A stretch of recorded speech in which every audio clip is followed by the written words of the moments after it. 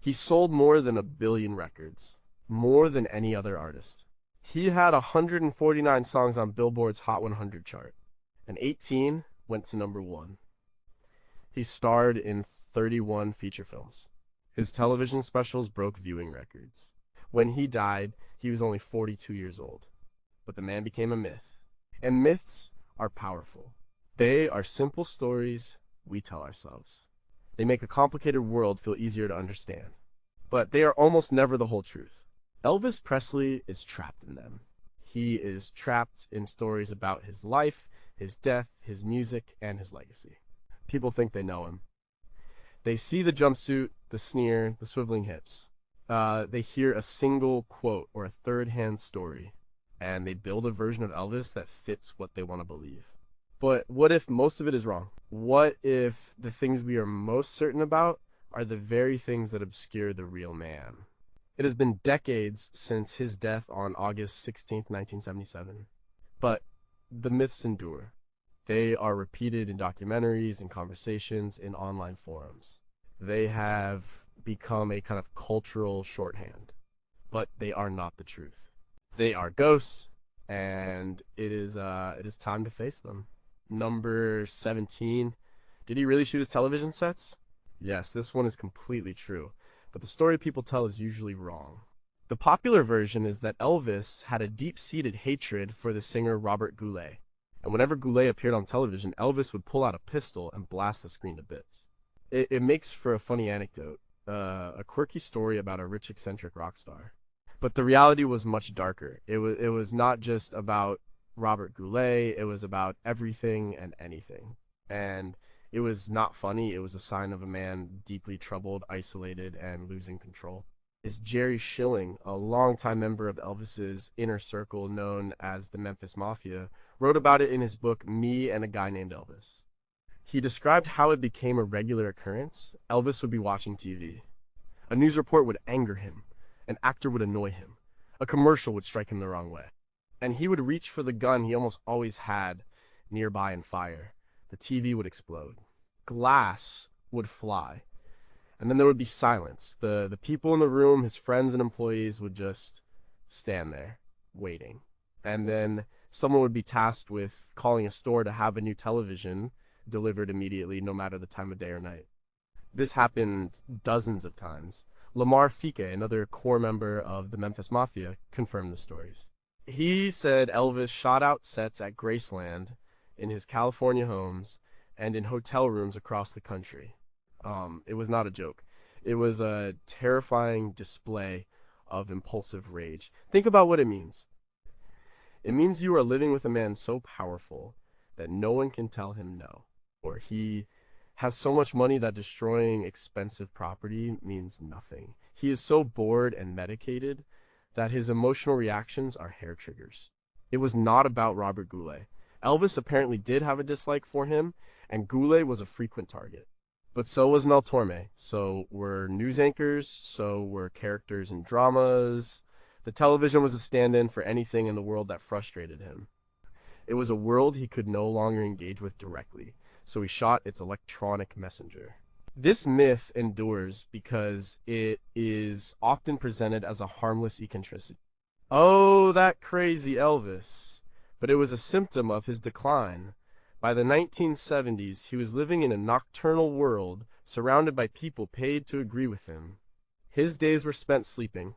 His nights were spent in a drug-induced haze, watching television, reading, and growing more and more detached from reality. The gun was his scepter. It was the one thing that gave him a feeling of immediate, undeniable power over his environment. The television was an easy, inanimate target. The act itself was a pressure release valve for a man under immense, self-imposed pressure. It was the action of a king in a court with no rules. The people around him enabled it, cleaning up the mess and buying a new set, because their livelihoods depended on keeping the king happy. It was a small part of a much larger, tragic pattern of enablement that would eventually lead to his death. The story is true, but the meaning people give it is often dangerously shallow.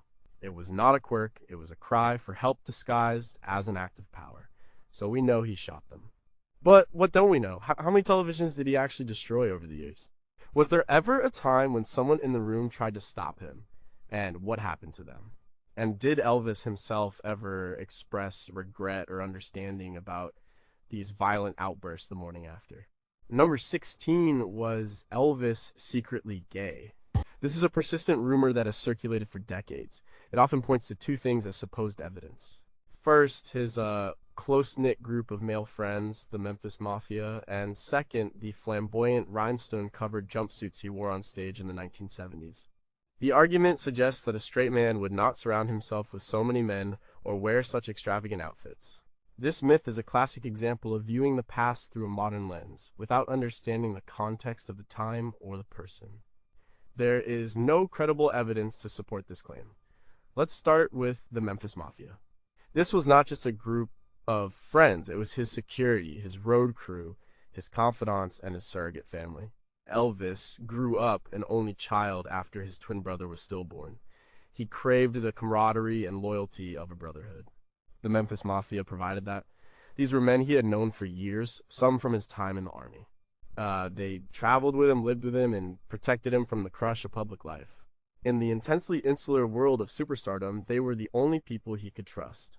Their dynamic was complex, a mix of genuine friendship and employer-employee relationships. But it was not sexual. To suggest it was is to misunderstand the nature of male friendships in the South at that time, and to ignore the profound isolation Elvis felt. Then there are the jumpsuits. People see the glitter and the capes and make assumptions. But they forget that this was Las Vegas in the 1970s. The era of Liberace, showmanship was everything.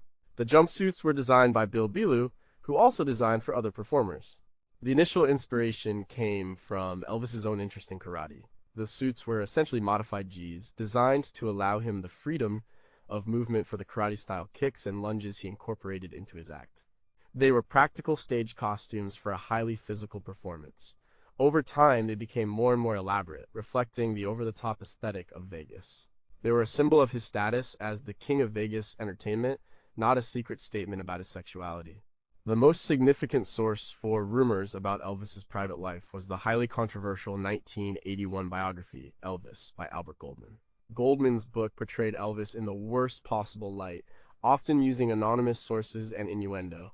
He hinted at all sorts of supposed deviancies, but even he could not produce concrete evidence of homosexuality.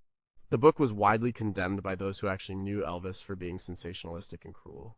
Yet, many of the darkest myths about Elvis trace their origins back to this one discredited book. The documented reality of Elvis's life is one filled with intense relationships with women. His marriage to Priscilla Presley is well known. After their divorce, he had a long-term live-in relationship with songwriter Linda Thompson for over 4 years. After her, his last girlfriend was Ginger Alden, who found him dead. And throughout his life, there were countless other girlfriends, flings, and deep connections with women, from his co-star Anne Margaret to his many fans. His heterosexuality is one of the most thoroughly documented aspects of his life. The rumor persists because it offers a simple, conspiratorial explanation for a complex man whose style and friendships do not fit neatly into today's rigid boxes. It is a myth rooted in misunderstanding and a desire to find a hidden secret where none exists. But what questions remain unanswered? Why do these rumors persist so strongly in some circles, even against a mountain of evidence? Is it possible that the intense, almost hermetically sealed world of the Memphis Mafia created an environment that was bound to be misinterpreted by outsiders? And how much did Albert Goldman's sensationalist book permanently poison the public's perception of Elvis's private life, regardless of its accuracy? Number 15, was his army service just a publicity stunt? This myth suggests that Elvis's 2 years in the United States Army from 1958 to 1960 were a carefully orchestrated sham. The idea is that it was all a public relations move designed by his manager, Colonel Tom Parker, to make Elvis more palatable to mainstream adult audiences. People believe he got special treatment, lived a life of luxury, and never faced any real danger or hardship. While Colonel Parker certainly knew how to spin the situation for publicity, the reality for Elvis was far from a stunt. In fact, serving in the Army may have been one of a handful of times in his adult life where he was treated like a normal person. And it came at a devastating personal cost. When Elvis received his draft notice in December 1957, he was the biggest star in the world. He was the king of rock and roll, a symbol of youth rebellion. The Army had options.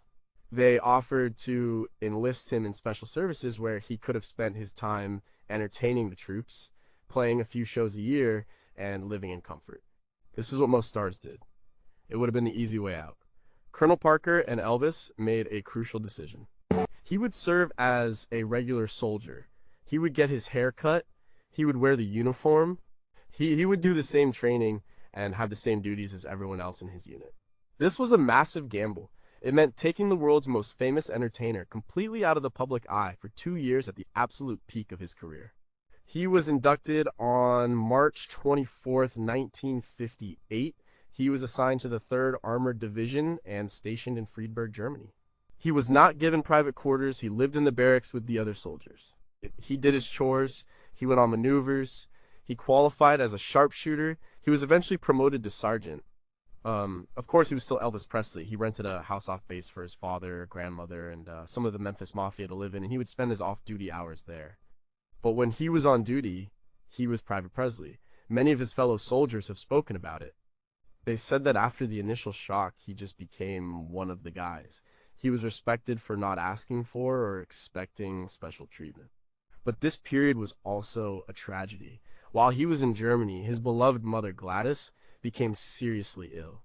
The army granted him emergency leave, and he rushed back to Memphis. He arrived just in time to see her before she died of heart failure on August 14th, 1958. She was only 46. Elvis was completely devastated. Friends say he never truly recovered from her death. He had to return to Germany, a grieving son, to finish his service thousands of miles away from home. This was no publicity stunt. This was real, profound loss. Furthermore, his time in the army is where his long-term dependency on prescription drugs began. To stay awake during long maneuvers and then get to sleep afterwards, a sergeant introduced him and other soldiers to amphetamines and barbiturates. It was seen as normal, a way to cope with the demands of military life. For Elvis, it was the beginning of a pattern of using pills to manage his sleep, his energy, and his mood. This habit, started in the name of being a good soldier, would follow him for the rest of his life and ultimately contribute to his death. His service was real. It was a genuine commitment that changed him forever, and not entirely for the better. So, we know the service was real, but what don't we know for sure? How much pressure did the Pentagon and the White House put on Elvis's draft board to ensure he was treated like everyone else?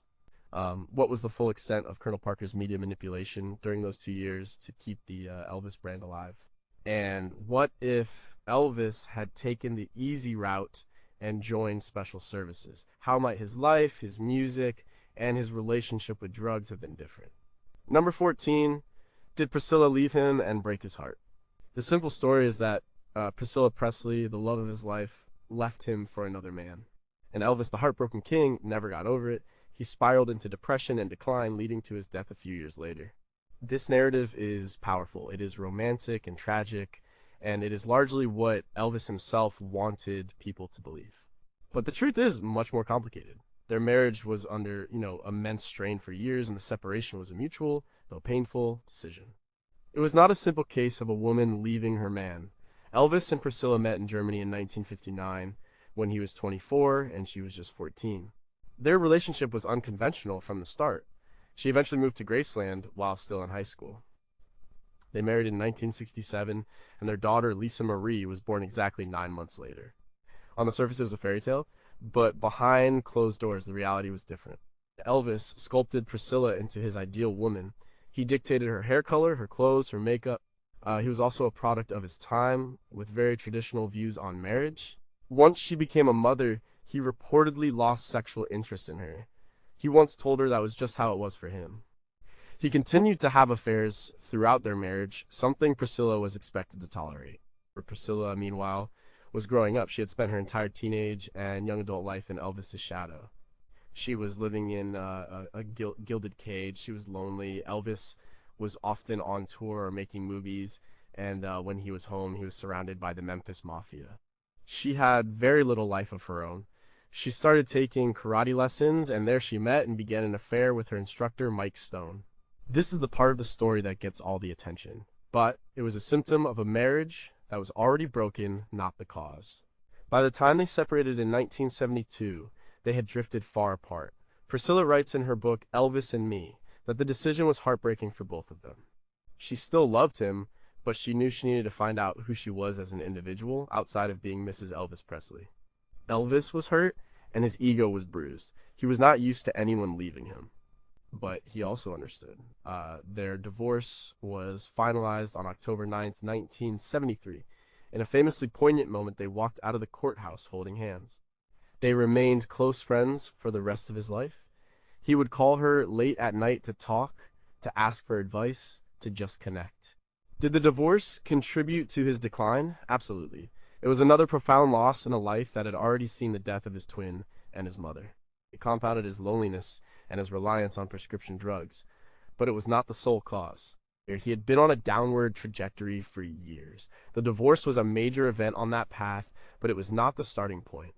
The myth of the heartbroken king is a romantic oversimplification. It robs Priscilla of her own agency and her valid reasons for leaving, and it ignores the deep systemic problems in Elvis's life that were leading him toward tragedy long before the marriage ended.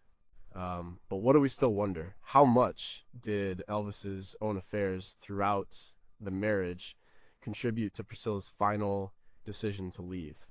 If they had divorced earlier or never married, could they have maintained a healthier relationship? And did Elvis's public performance of Heartbreak mask a more complex and private understanding with Priscilla about why their marriage had to end? Number 13, was he just a perfect saintly mama's boy? This is the flip side of the dark, drug-addled myth. It is the image that was carefully curated early in his career and that his estate has often promoted. This is Elvis the polite Southern gentleman, the man who loved his mother, Gladys, more than anyone on earth. The man who was deeply religious, who sang gospel music with a burning passion. The man who was generous to a fault, giving away cars and jewelry to friends and strangers alike. All of these things are true, but they are not the whole truth. To paint him as a saint is just as misleading as painting him as a monster. He was a deeply flawed human being. His love for his mother was genuine and profound.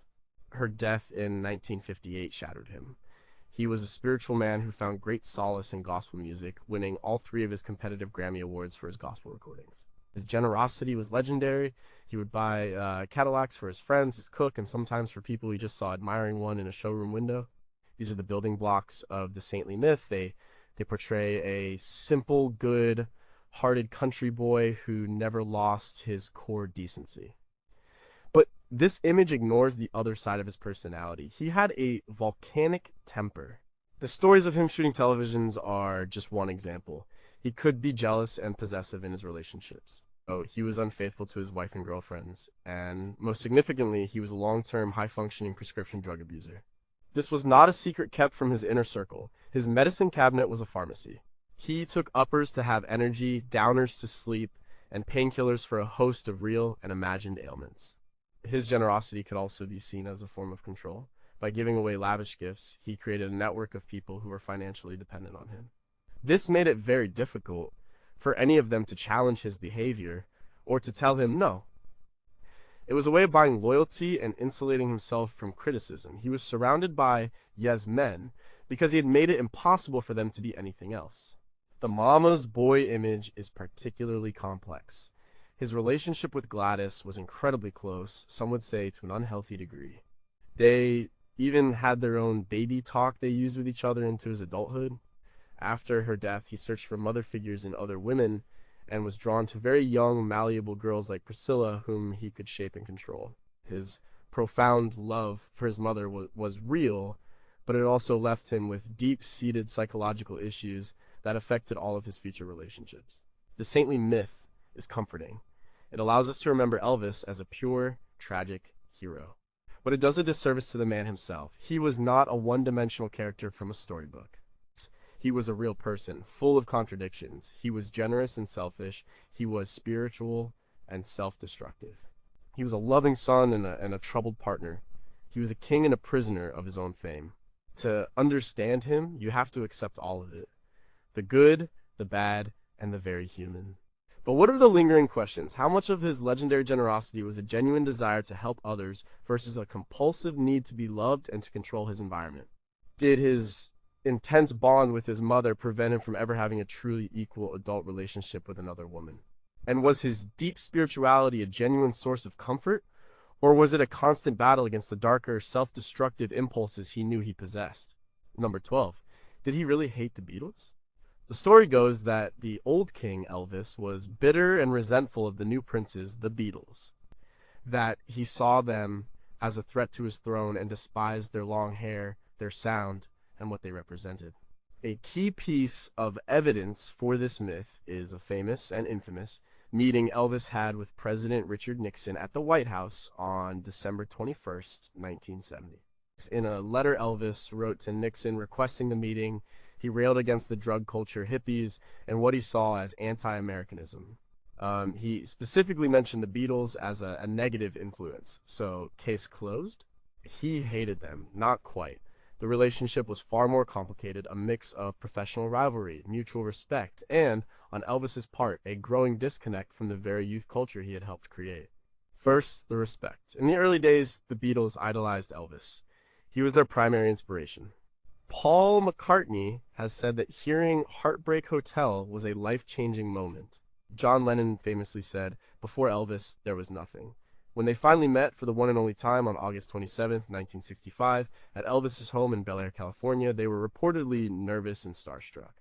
The meeting was initially awkward, but they eventually broke the ice by jamming together.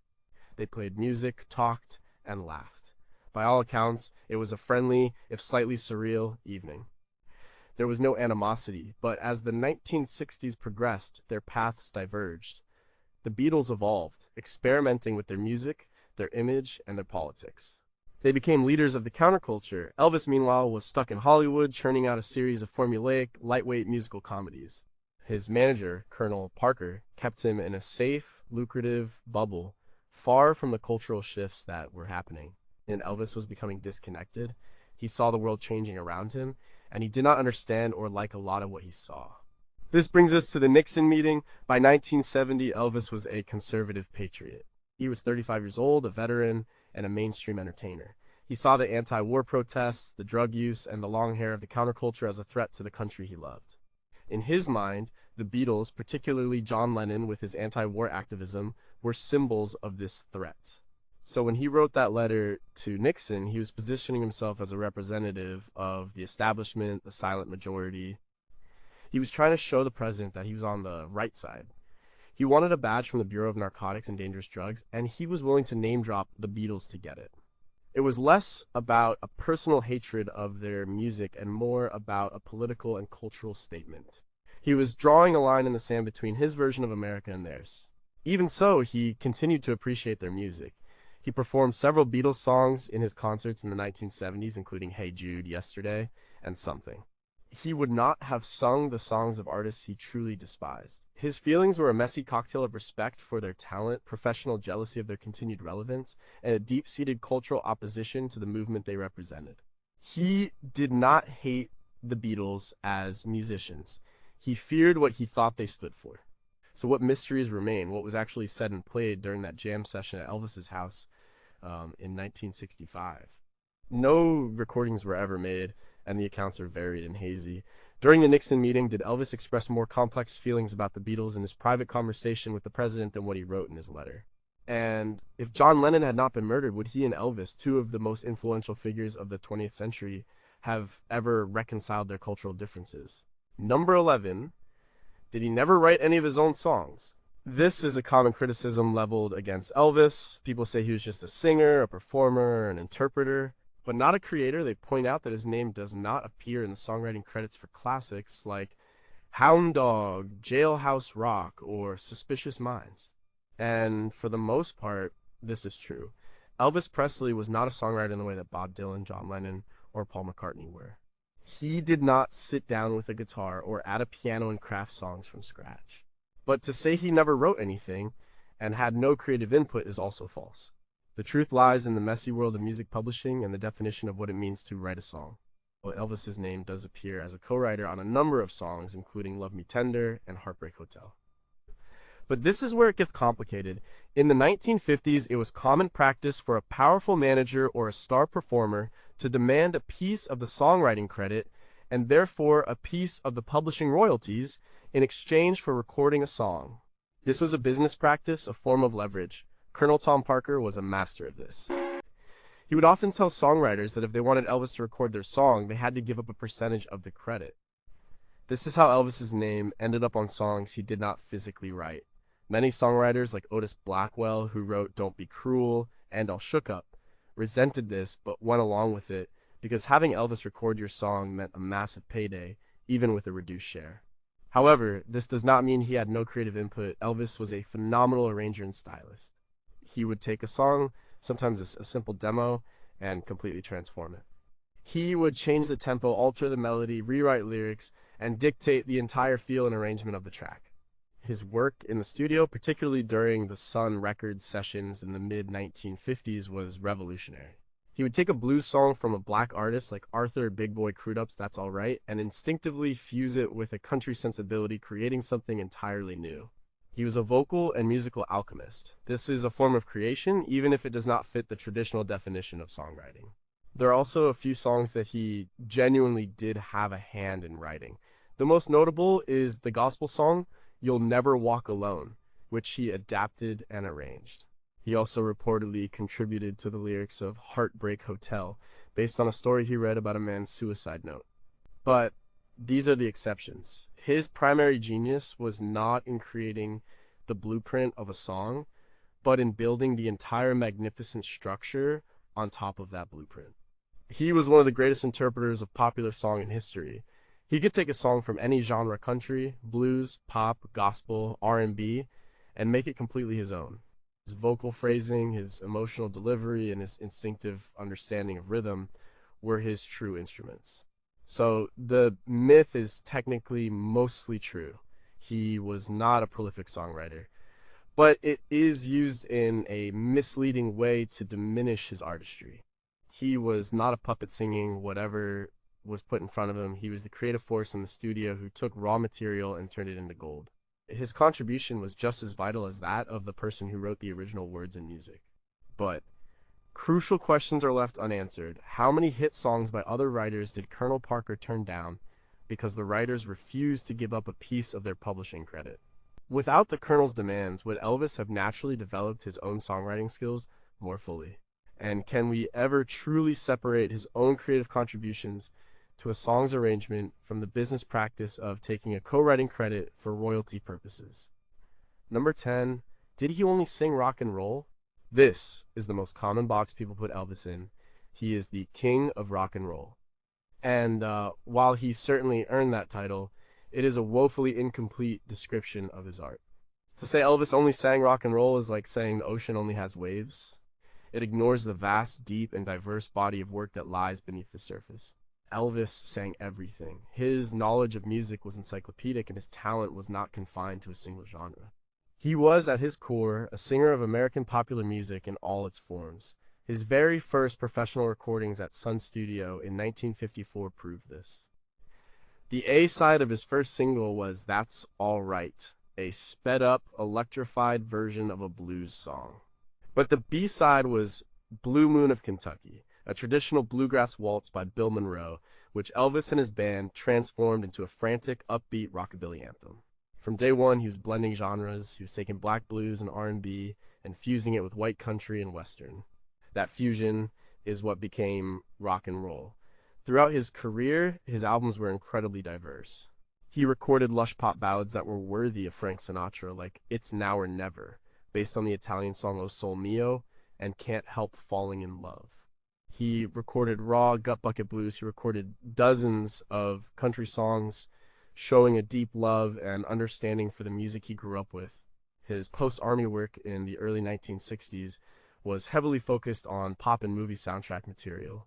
But perhaps the most important and overlooked part of his musical identity was gospel. This was the music he loved most. It was the music he sang at home, to relax, to connect with his roots. He recorded several full gospel albums, and they contain some of his most passionate and powerful vocal performances. He won all 3 of his competitive Grammy Awards for his gospel music, for the albums How Great Thou Art, 1967, and He Touched Me, 1972, and for a live performance of the song How Great Thou Art, 1974. When he was inducted into the Rock and Roll Hall of Fame, he was also inducted into the Country Music Hall of Fame and the Gospel Music Hall of Fame. He is one of the very few artists to be honored in all three, even in his 1970s concert era, which people associate with rock and roll. His set lists were a masterclass in musical variety. In a single show, he could move seamlessly from a hard-rocking Poke Salad Annie to a tender You've Lost, That Lovin' Feelin', then to a powerhouse gospel number like How Great Thou Art, followed by a classic pop ballad. He contained Multitudes, the King of Rock and Roll title, while a huge part of his legacy has paradoxically limited the public's understanding of his full artistic range. He did not just sing rock and roll. He sang the American songbook, and he sang it better than almost anyone. So what do we still need to understand? If Elvis had been given more artistic freedom in the 1960s instead of being tied to movie soundtracks, what other musical genres might he have explored? How did his deep knowledge of gospel music, with its themes of struggle and redemption, inform his performances in all other genres? And does the King of Rock and Roll label ultimately do more harm than good to his legacy by overshadowing the incredible breadth of his talent? Number 9 was Elvis, just an uneducated hillbilly. This myth paints Elvis as a dumb, naive country boy who just got lucky. It leans on the stereotype of the ignorant southern hillbilly. People point to his humble origins in a two-room shotgun shack in Tupelo, Mississippi. They mention his shucks demeanor in early interviews. They see the accent, the simple speech, and assume there was no intelligence behind it. This is a profound and elitist misreading of the man.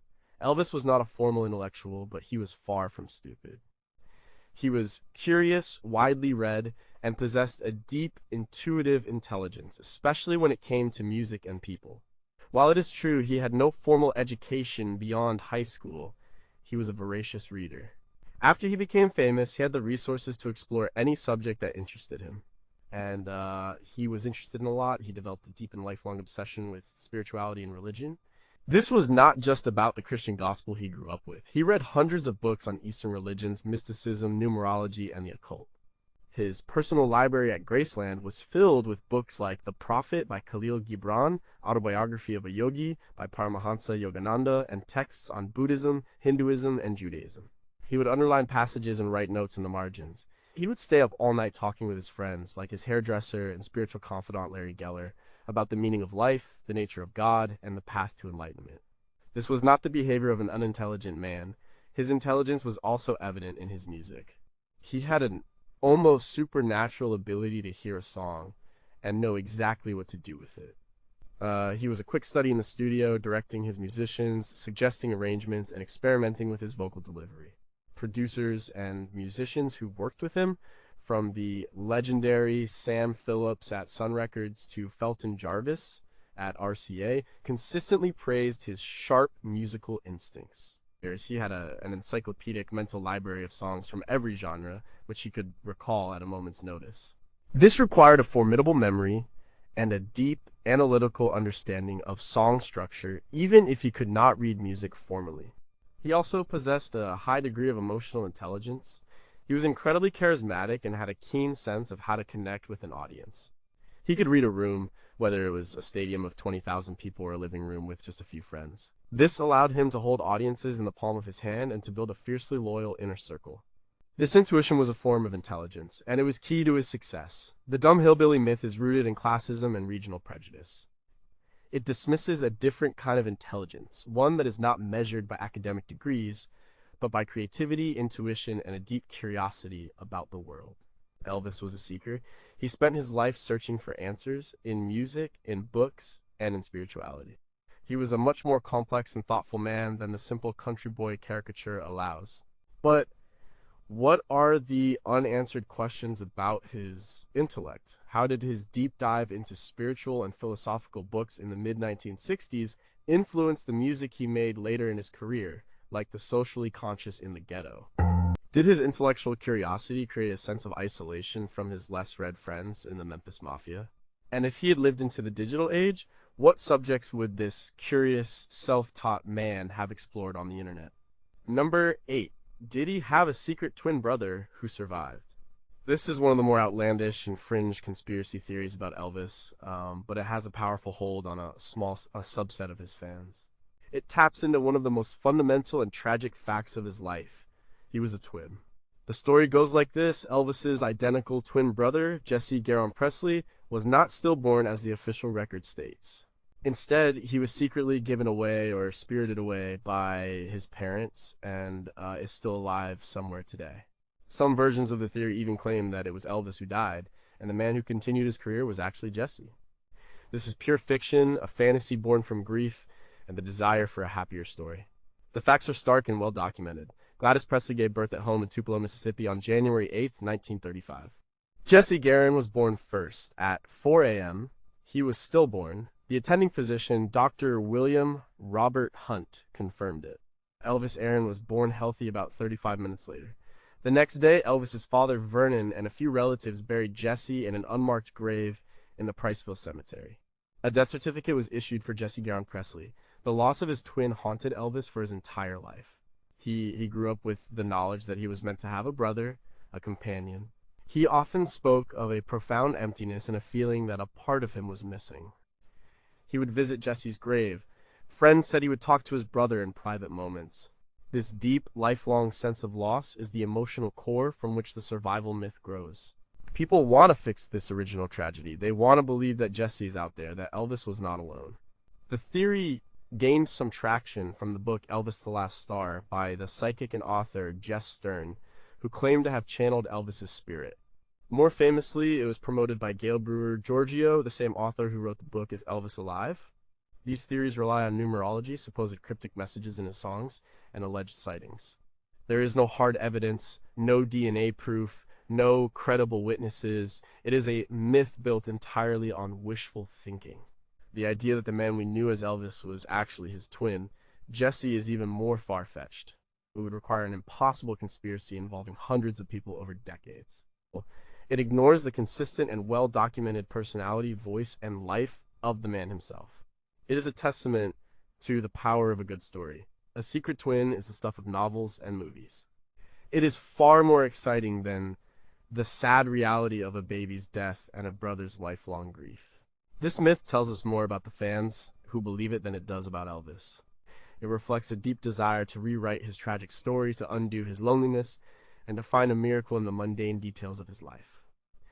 It is a way of coping with the immense loss that his death represented. If Jesse survived, then maybe a part of Elvis did too. But it is a fantasy, a piece of modern folklore that has no basis in fact. But even with the facts, some questions provoke the imagination. Why was Jesse's grave left unmarked for so many years? If modern DNA science had been available in 1935, would a definitive test have silenced these theories forever? And how did Elvis's identity as a surviving twin shape his personality, his relationships, and his almost desperate need to be surrounded by his Memphis Mafia brothers? Number 7.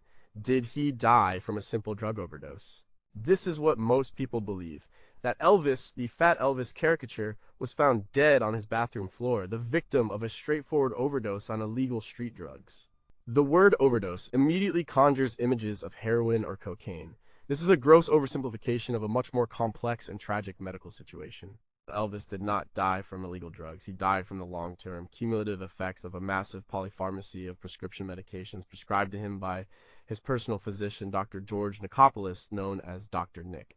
And the official cause of death was not even an overdose. On August 16, 1977, the official cause of death was announced as cardiac arrest, specifically a cardiac arrhythmia. The medical examiner, Dr. Jerry Francisco, stated that the drugs found in his system were not in lethal doses and were only a contributing factor. This created immediate controversy. Many people, including investigators for the Tennessee Board of Health, believed this was a cover-up to protect Elvis's reputation and his doctor. The toxicology report was damning. Elvis's body contained high levels of multiple prescription drugs. There were painkillers like Dilaudid and Percodan. There were sedatives like Valium and Quaaludes. And there were various barbiturates. Crucially, there were 10 different prescription drugs found in his system, but none of them were illegal narcotics. They were all legal medications prescribed by his doctor. Dr. Nick would later be charged with overprescribing medication to Elvis and other patients. He was acquitted of criminal charges, but his medical license was eventually suspended and then permanently revoked for his practices. In the last year of Elvis's life alone, Dr. Nick had prescribed him over 10,000 doses of various pills. So, was it an overdose? Not in the classic sense. It was a heart attack, likely triggered by the massive long-term strain that this cocktail of drugs had put on his entire system, combined with a host of other serious health problems. Elvis suffered from high blood pressure, an enlarged colon, and liver damage. His health was in a catastrophic state. The final dose of drugs he took that night may have been the final straw that caused his already weakened heart to stop.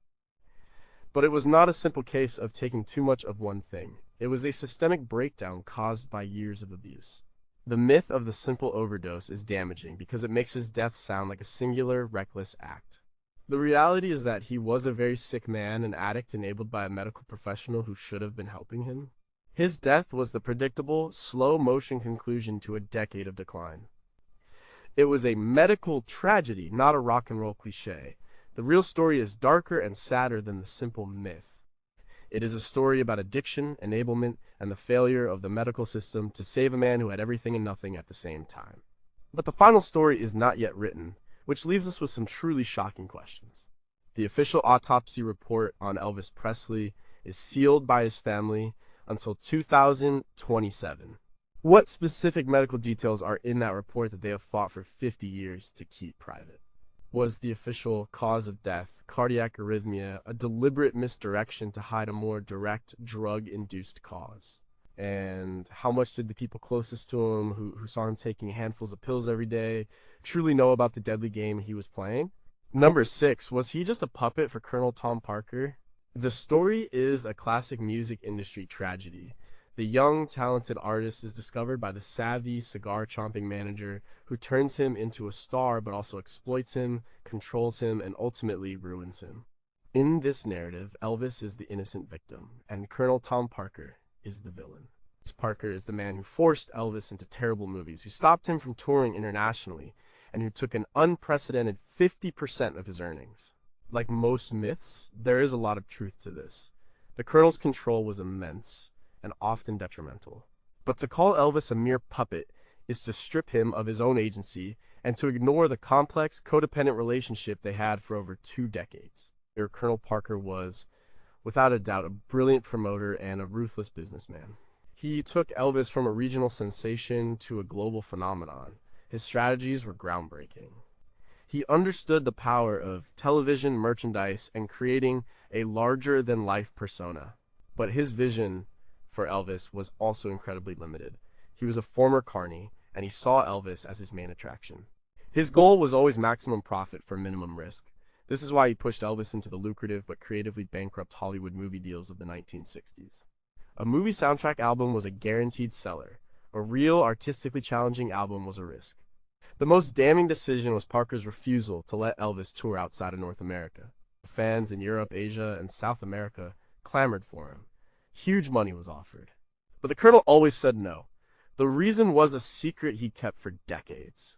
Colonel Tom Parker was not his real name. He was Andreas Cornelis van Kooik, an illegal immigrant from the Netherlands. He had no passport and feared that if he left the United States, he would not be allowed back in. Rather than risk his own status, he kept his biggest client, the most famous entertainer in the world, from ever performing for his international fans. This was a profound act of selfishness that deeply frustrated Elvis. However, Elvis was not a passive victim in all of this. He was a grown man. He could have fired the Colonel at any time. He never did. Why? Part of it was loyalty. Parker had been there from the beginning and had made him a millionaire many times over. Part of it was fear.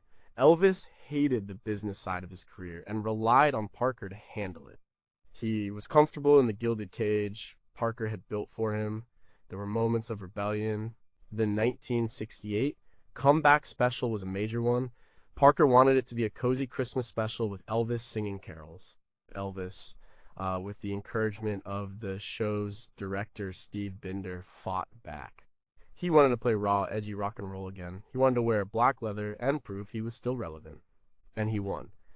The special was a triumph and a creative rebirth. It shows that when Elvis truly wanted to, he could overrule the Colonel. But these moments were rare. For the most part, he went along with the Colonel's plan. It was the path of least resistance. The relationship was symbiotic. Parker needed Elvis's talent, and Elvis needed Parker's business acumen and his buffer from the real world. To call him a puppet is too simple. He was a willing participant in a complex and ultimately destructive partnership. He was a king who chose to let his prime minister run the kingdom, even when he knew the minister's decisions were often wrong. But what are the great unknowns of this relationship? What was the real conversation like in 1974 when Elvis, furious at a Vegas hotel manager, told the colonel, "You're fired," only to have Parker present him with a massive itemized bill for all his services, forcing Elvis to back down? If Parker had not been an illegal immigrant, how would Elvis's career have changed with world tours in the 1970s? And did Elvis ever truly understand the full extent of the financial and creative price he paid for his loyalty to the colonel? Number 5. Could he really not act? This is an accepted truth for many. Elvis the actor was a joke. He made a string of silly, formulaic movies with bad scripts and forgettable songs. He was a wooden presence on screen, just going through the motions to collect a paycheck. And if you only look at his mid to late 1960s films like Clambake or Harum Scarum, this criticism seems fair. Those movies were terrible, but they are not the full story. To say Elvis could not act is to ignore the powerful raw talent he showed in his early films.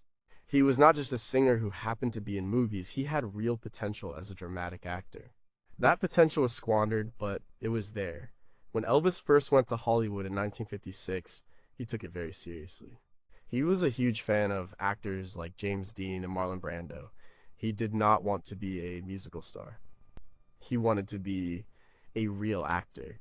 And in his first few films, he showed incredible promise. His fourth film, King Creole 1958, is a perfect example. Directed by Michael Curtiz, the acclaimed director of Casablanca, the film is a gritty, atmospheric drama set in New Orleans. And Elvis plays a troubled youth who gets mixed up with gangsters. His performance is fantastic. It is nuanced, intense, and believable. Many critics and Elvis himself considered it his best film.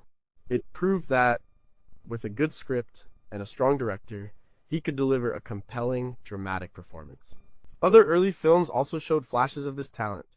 In Jailhouse Rock 1957, he plays an arrogant, angry young man, and his performance is electrifying. In The Western Flaming Star 1960, directed by Don Siegel, he plays a dramatic, non-singing role as a half-white, half-Kiowa man caught between two worlds.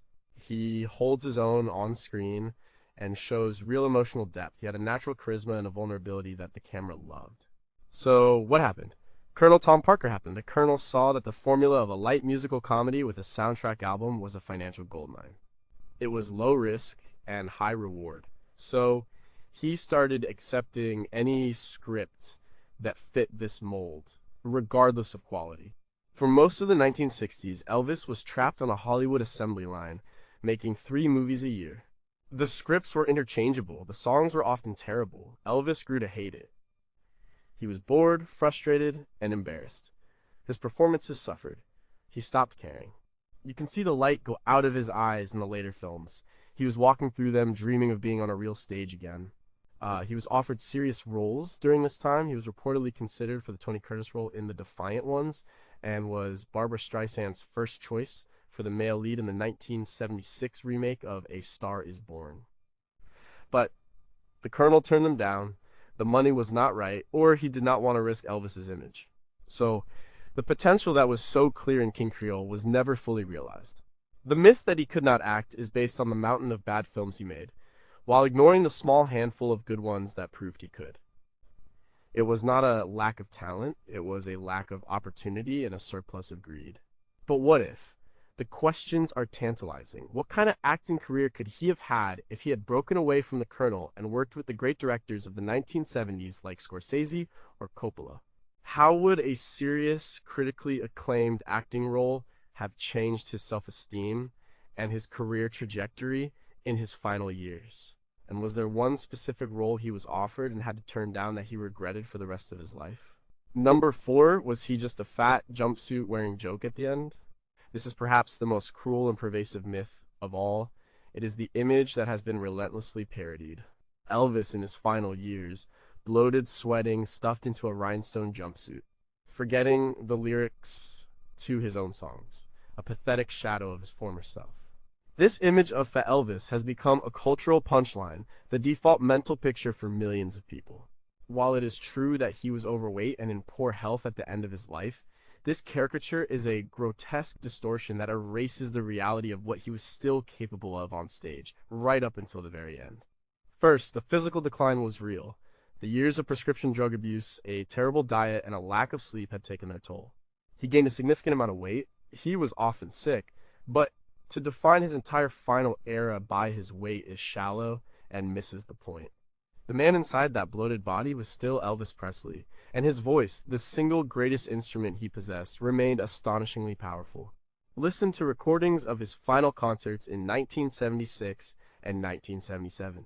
Yes, there are moments when he sounds tired or slurs his words, but there are also moments of breathtaking vocal power and emotional depth. His performance of Unchained Melody from his second to last concert in June 1977, which was filmed for the Elvis in Concert TV special, is a prime example. He sits at the piano, visibly unwell and overweight. He looks exhausted, then he starts to sing. And the voice that comes out is immense. It is filled with pain, passion, and a raw, pleading beauty. It is the sound of a man pouring every last ounce of his soul into the music. It is a staggering performance, one of the most powerful of his career. It is not the performance of a joke or a caricature. Even in his final years, his concerts were still huge events. He was still selling out arenas across the country. And he was still giving his all on stage, even on nights when he was clearly struggling. He would stay on stage longer than required, adding songs, trying to connect with the audience that was his lifeblood. The jumpsuit, which has become a symbol of ridicule, was his stage armor. It was the uniform of the king. And when he put it on and walked out under the lights, he often managed to transcend his physical ailments and deliver moments of pure musical genius. The Fat Elvis myth is easy. It is a simple, tragic story of decline. It allows people to laugh at the fall of the king. But it is profoundly dishonest. It ignores the power of his voice, the commitment to his audience, and the heartbreaking humanity of a man who was fighting a losing battle with his demons, but still climbing onto that stage night after night to sing. He was not a joke. He was a tragedy. And there is a world of difference between the two. But even today, what don't we see clearly? How much did the physical discomfort of his various health problems, aside from the drug use, affect his mood and his performances on a nightly basis?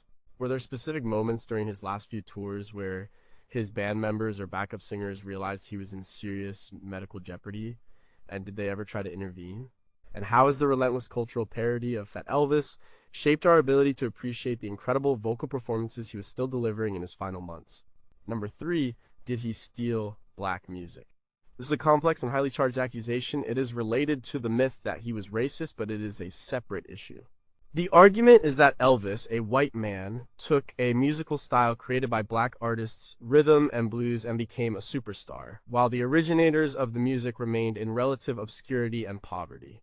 This is not a myth in the sense that it is completely false. There is a fundamental systemic truth to it.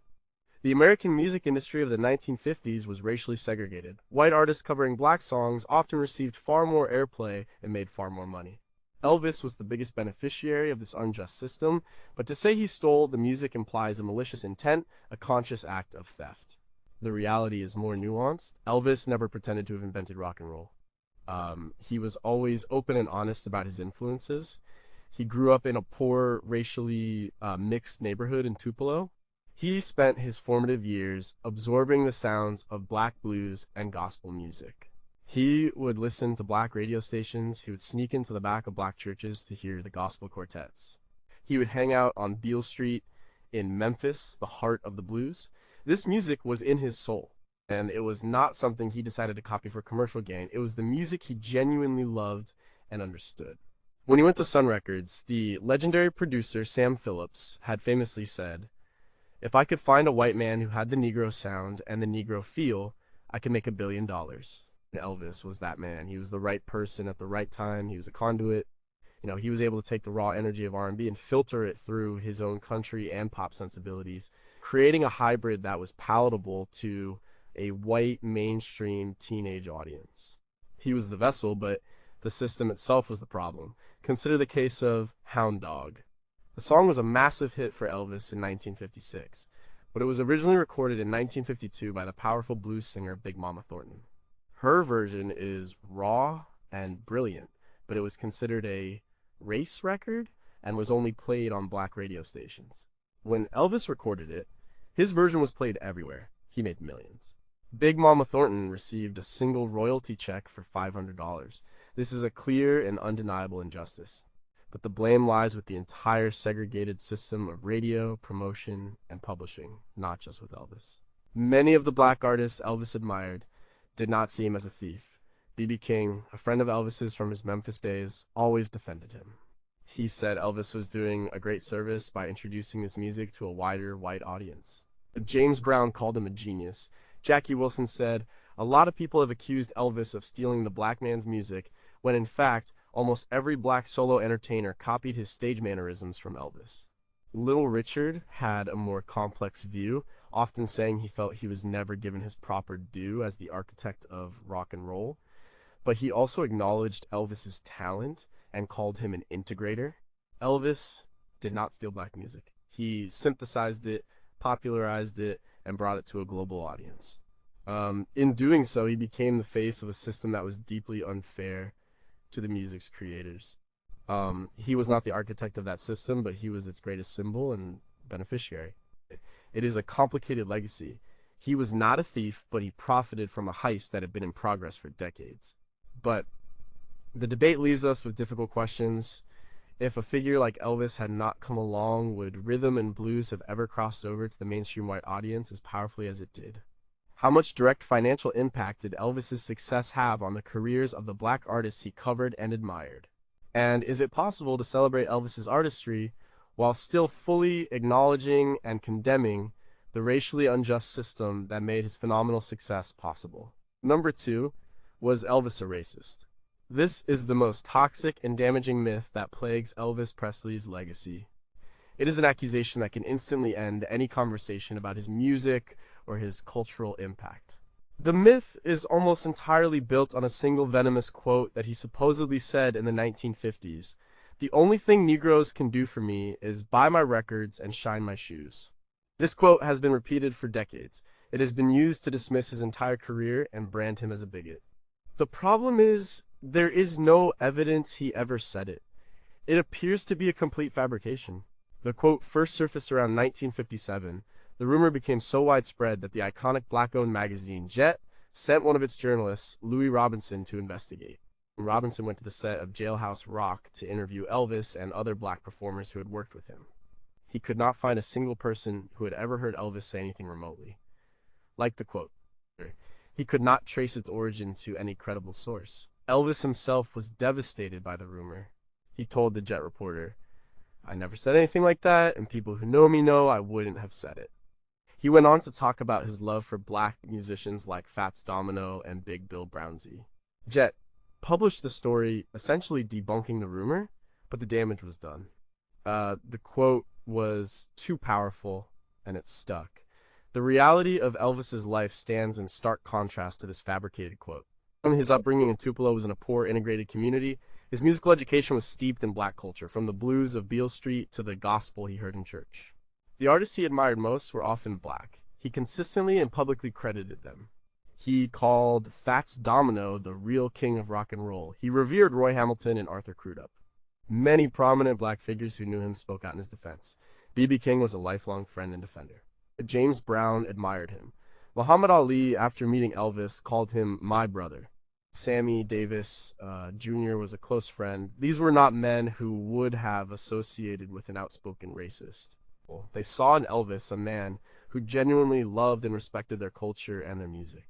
His actions also speak louder than the fictional quote. In an era of strict segregation, he publicly attended concerts by black artists. He championed their music. His music itself, a fusion of black and white styles, was a powerful force for cultural integration. His performances on television, especially the Ed Sullivan Show, brought a black-derived art form directly into the living rooms of white America, much to the horror of the conservative establishment. He was a cultural revolutionary, whether he intended to be or not. So why does the myth persist?